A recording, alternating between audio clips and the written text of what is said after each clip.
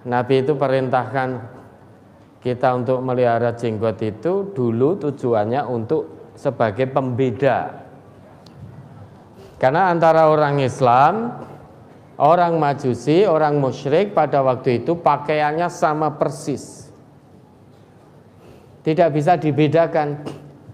Papasan begitu, iki wong Islam, apa wong Majusi, apa orang musyrik, gak ketahuan.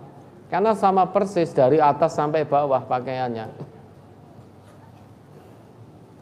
Maka Nabi bersabda, Juzus syawarib, cukurlah kumismu, wa arkhul liha, peliharalah jenggotmu. Tujuannya apa? Khaliful majus, untuk menyelisih orang Majusi. Dalam sabda beliau yang lain, khaliful musyrikin, hendaknya kalian wahai orang Islam menyelisih orang-orang musyrik. Nah, caranya bagaimana menyelisih orang musyrik? Secara zahir Nabi kita berpesan, cukur kumismu, pelihara jenggotmu. Ahfus syawarib wa auful liha. Kenapa? Karena orang Majusi itu, orang musyrik pada waktu itu, meski pakaiannya sama, mereka tidak suka memanjangkan jenggot. Mereka sukanya itu memelihara kumis. Dan mereka juga tidak mau sama dengan orang Islam. Lu wong Islam kok memanjangkan jenggot, nah nu tak melu-melu ben ra konangan nek aku orang Majusi. Bukan begitu, orang dulu itu gentle-gentle betul. Kalau kafir ya kafir tenan. Musyrik ya musyrik tenan. Orang ingah-ingih seperti Abdullah bin Ubay bin Salul itu.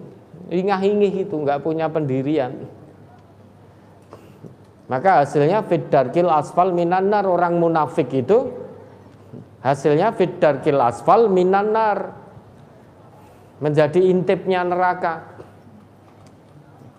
Orang munafik itu asyaddul azab, kelak akan ditempatkan oleh Allah dalam siksaan yang paling keras. Asyaddu isim tafdhil, sehingga kerasnya siksaan yang akan diterima oleh orang munafik tidak akan ada yang melebihi siksaan, dahsyatnya siksaan yang diterima oleh orang munafik. Kalau orang kafir, azabun syadid, siksaan yang sangat keras. Tapi orang munafik ternyata lebih keras daripada itu. Karena orang munafik itu asyadul azab, orang kafir azabun syadid. Azabun syadidun itu siksaan yang sangat keras. Tetapi masih ada yang lebih keras lagi, yaitu siksaan yang akan diterima oleh orang munafik. Nah, dengan adanya perintah dari Rasulullah itu, maka menjadi bisa dikenal. Ketika bertemu, kok memanjang, kok jenggotnya panjang, kumisnya bersih, oh ini saudara muslim saya. Ketika bertemu, kok kumisnya yang panjang, jenggotnya tidak ada, oh ini bukan orang Islam. Pada waktu itu begitu. Lah sekarang itu sudah tidak bisa menjadi pembeda. Ada kok pemain MMA kafir, bukan orang Islam, jenggotan tidak punya kumis. Ada nggak begitu? Ada. Ada pula yang nggak punya kumis,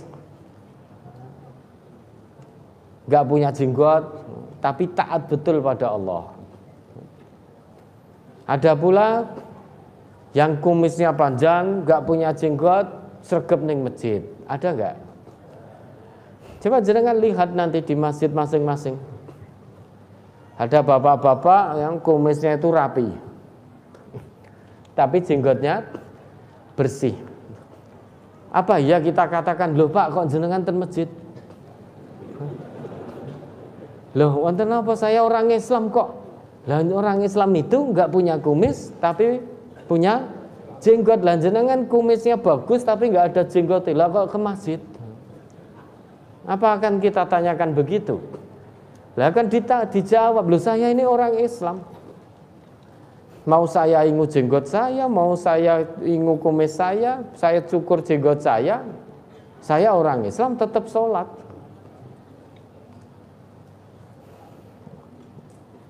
Ya. Ada pula pemain sepak bola dunia itu banyak yang berjenggot gak punya kumis, ya tak? Padahal mereka bukan orang Islam. Panjang jenggotnya bagus-bagus, tapi gak punya kumis. Dan mereka gak sholat, bukan orang Islam.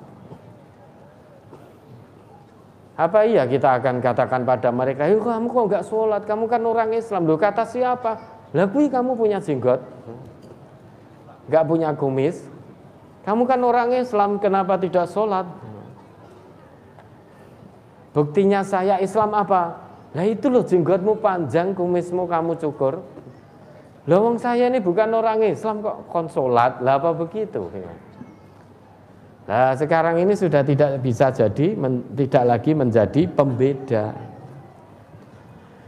Maka jenggot itu tidak menjadi syariat. Bukan syariat. Pada waktu itu memang untuk menjadi pembeda. Karena pakaiannya sama persis. Untuk membedakan dari tata lahirnya itu.